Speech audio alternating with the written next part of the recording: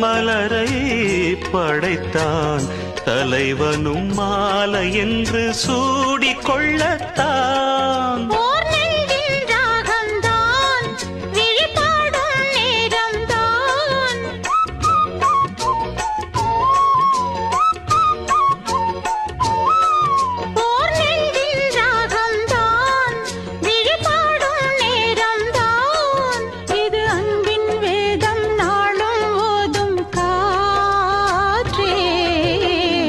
வைகை நதி ஓரம் பொன்மாலை நேரம் காத்தாடுது.